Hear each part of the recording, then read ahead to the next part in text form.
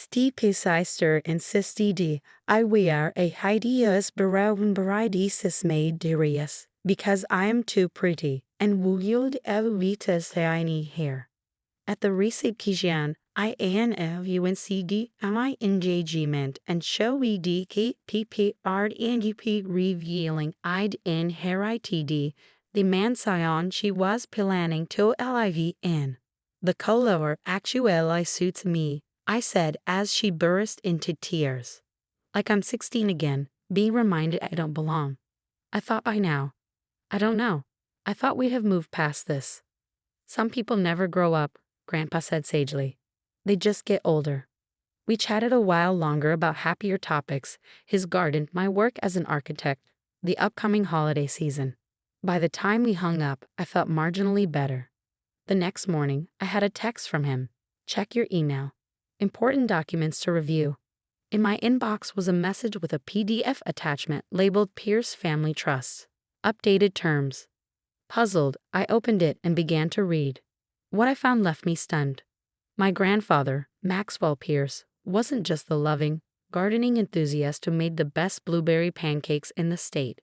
He was also the sole owner of Pierce Holdings, a property development company that had quietly amassed significant wealth over decades.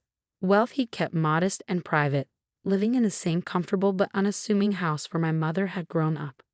The trust document revealed that upon his eventual passing, I would inherit everything, including a historic mansion on Lakeview Drive that was currently leased to a tenant.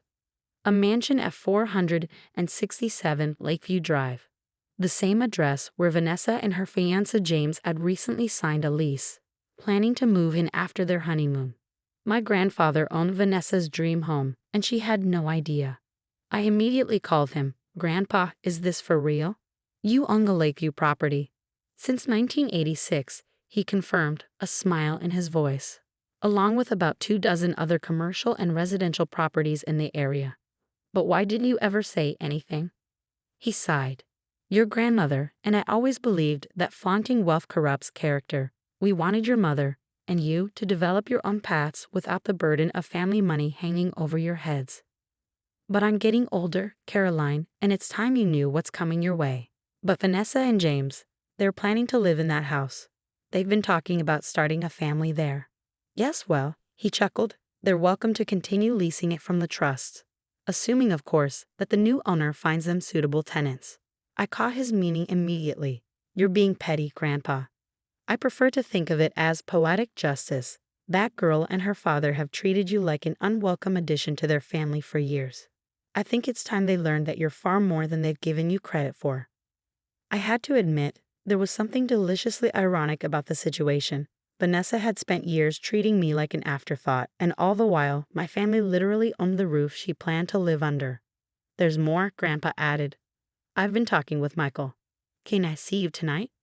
2 hours later, he was down on one knee in the Japanese garden where we had our first date, sliding a vintage emerald ring onto my finger.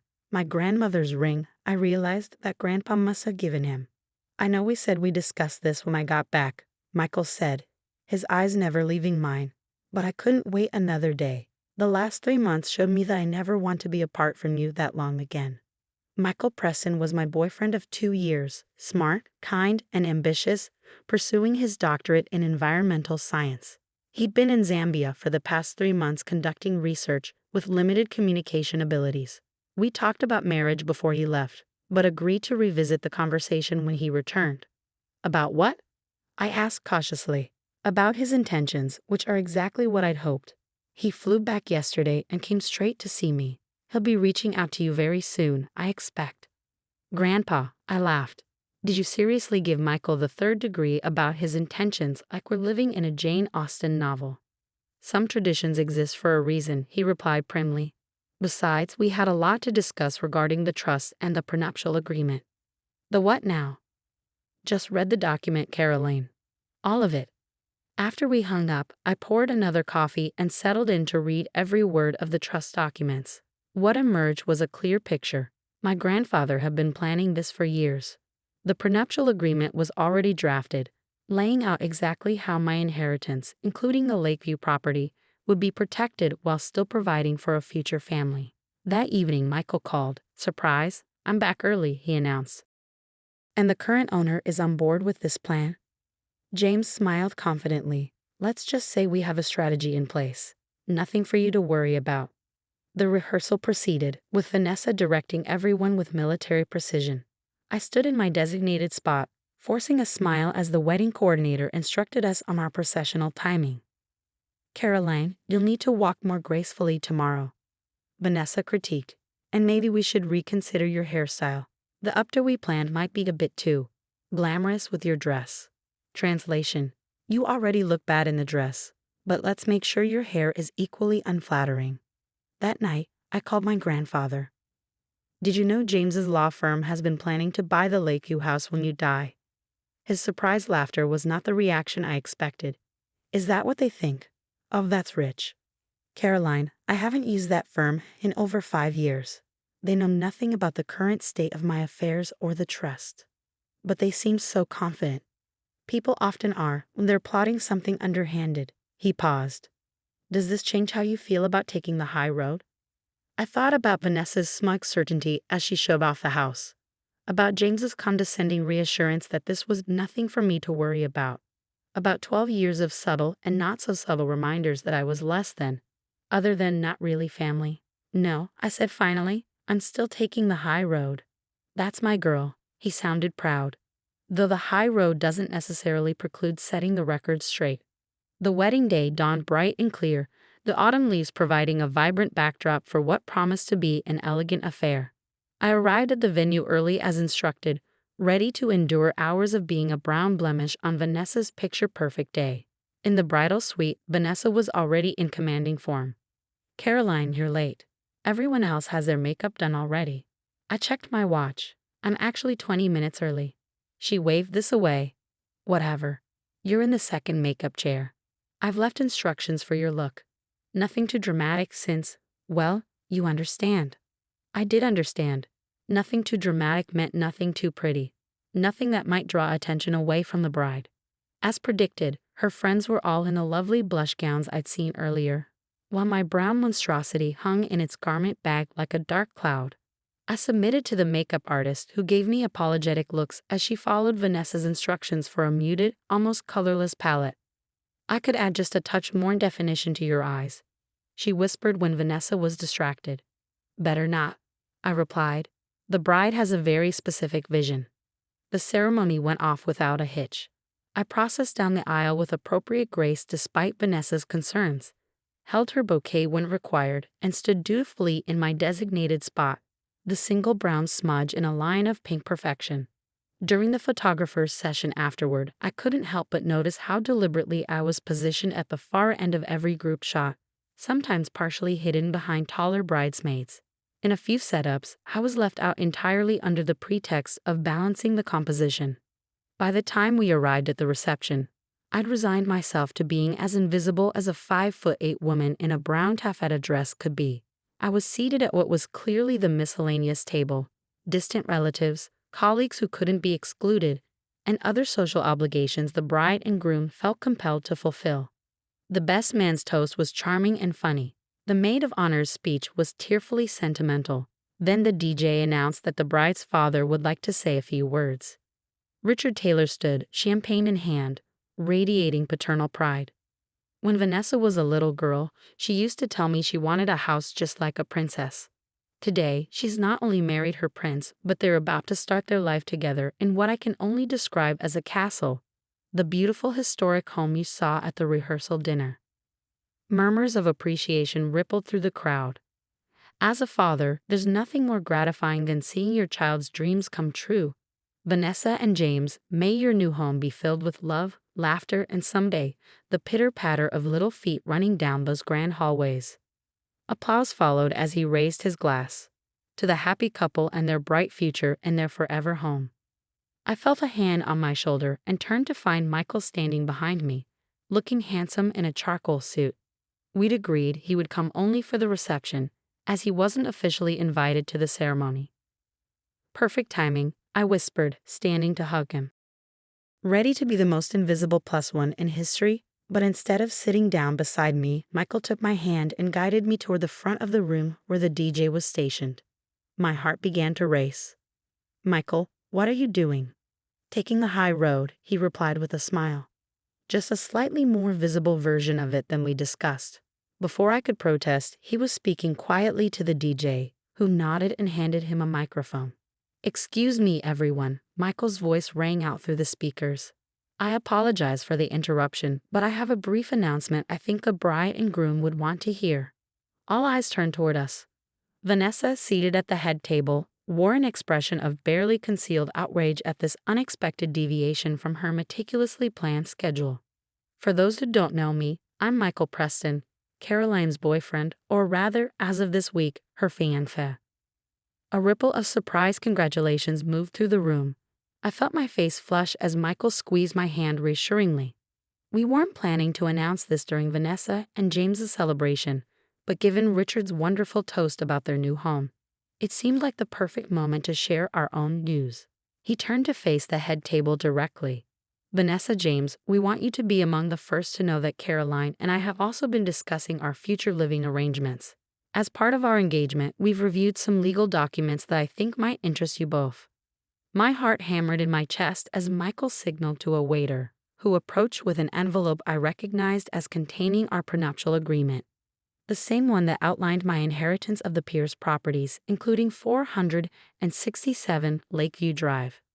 "You see," Michael continued smoothly, "Caroline recently learned something quite extraordinary about her family heritage. Something that directly relates to the beautiful home you're planning to live in." James's face had gone completely still, a look of dawning recognition in his eyes. Vanessa glanced between him and us, confusion evident in her expression.